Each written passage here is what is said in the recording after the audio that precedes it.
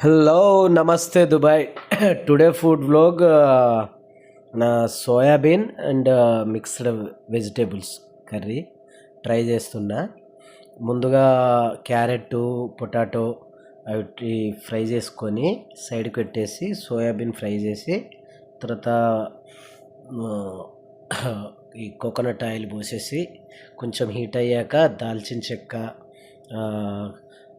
కరివేపాకు వేసుకొని ఆ తర్వాత ఉల్లిపాయలు ఇంకా మనకు వేసుకోవాలి. ఈ స్పైసీ ఉండాలనుకుంటే లవంగాలు యాలకులు వేసుకోవచ్చు.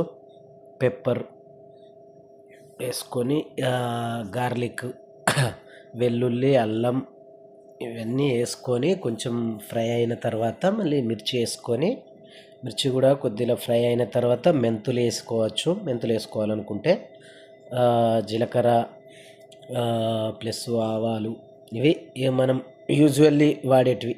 అవి ఫ్రై అయిన తర్వాత టమాటా వేసుకొని టమాటా కూడా ఫ్రై అయిన తర్వాత మసాలాలు పసుపు కారం ఈ ధనియాల పొడి మిర్చి powder mixed spicy powder pepper powder ఇవన్నీ వేసుకొని ఉప్పు తగినంత వేసుకొని కొంచెం కలిపేసి తర్వాత ఇవి మనం ఫ్రై చేసుకొని పక్కకు ఉంచుకున్న ముక్కలు అందులో వేసి కొంచెం హీట్ అయిన తర్వాత మళ్ళీ వాటర్ పోసేయాలి.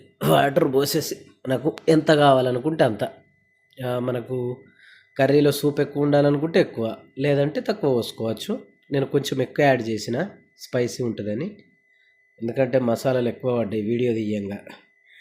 ఇటు ఒక చేత వీడియో తీసుకుంటా ఒక చేత అటు కుకింగ్ చేస్తే సెట్ అవ్వట్లేదు.